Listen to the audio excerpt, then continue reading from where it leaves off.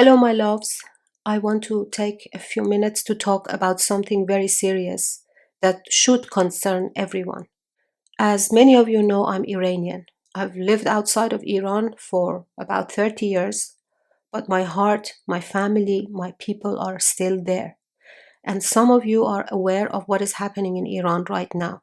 The crimes committed by the bloodthirsty clerical regime in Iran are so horrific that if I were to describe them, you'd feel sick for days. That's why I won't go into details. And my goal is not to upset you, even though explaining them would probably make my message far more impactful. But I don't want to pass even a fraction of the pain and distress I'm carrying onto you. So I ask you to please pay attention to the importance of the warning I'm about to give you without having to go through that level of emotional distress. First, let me briefly explain why Iran is not just another political issue and how its future affects everyone in the world. Iran is one of the most geopolitically important countries in the world. It sits at the center of major energy routes.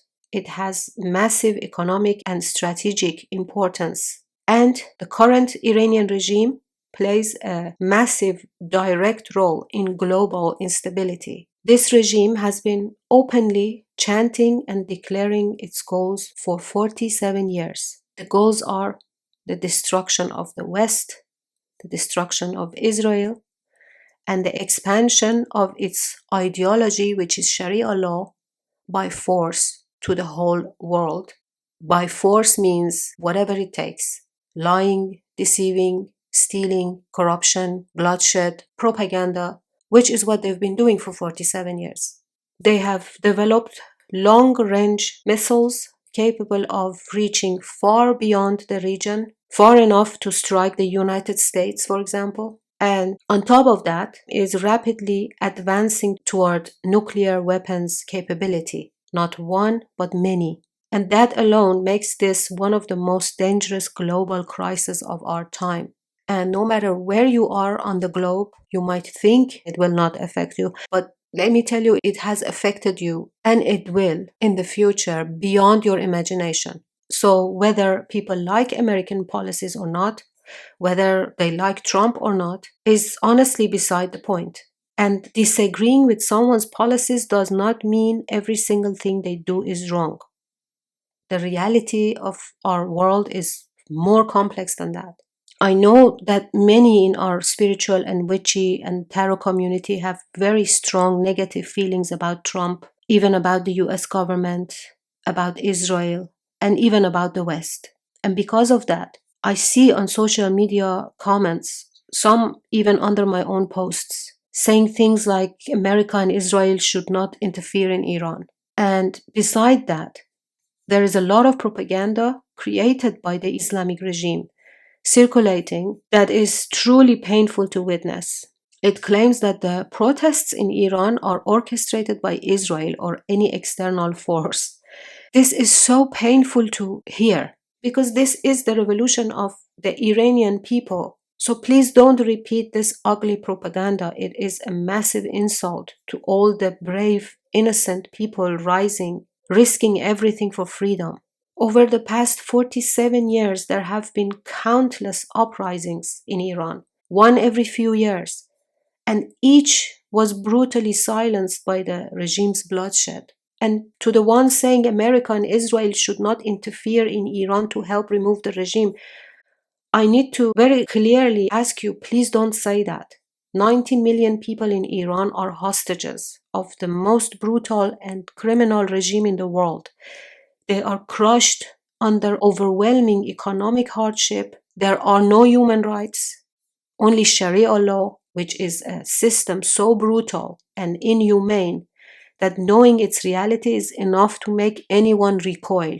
The Iranian people are modern, Western minded, and freedom loving, like you. And imagine people like you. For 47 years, this violent regime and its barbaric laws have been imposed on them by force. They cannot protest, they cannot defend themselves.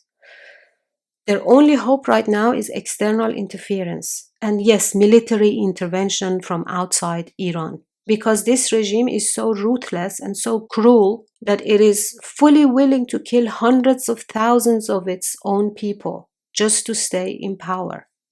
As they did in the most ferocious manner, around 50,000 were killed in 2 nights. That's equivalent to 3 years in Gaza.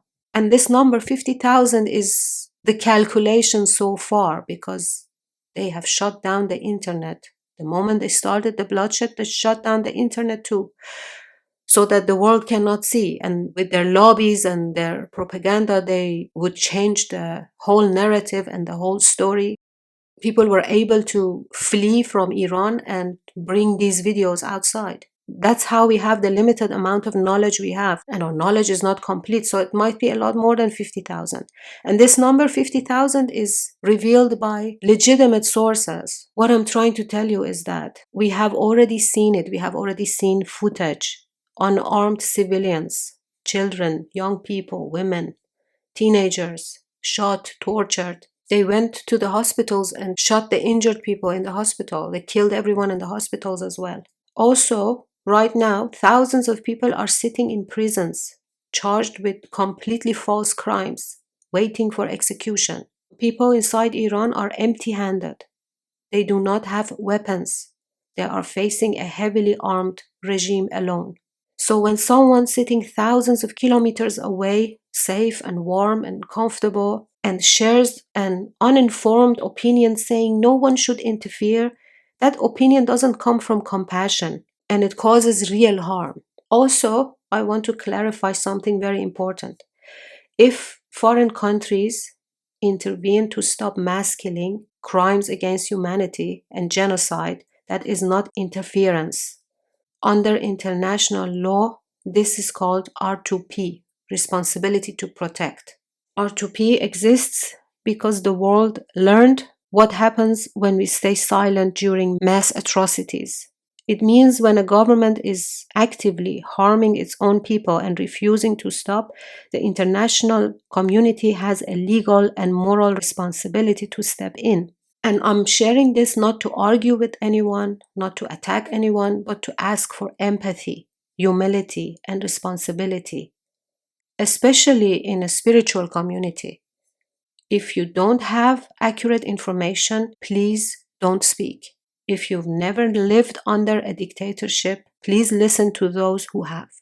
This is not just about politics. This is about human lives and suffering. And if you truly believe in karma, compassion, and collective consciousness, then standing with oppressed people matters. Thank you for listening. Thank you for holding space. And thank you for seeing the millions of oppressed people around the world as human beings, not as a political debate.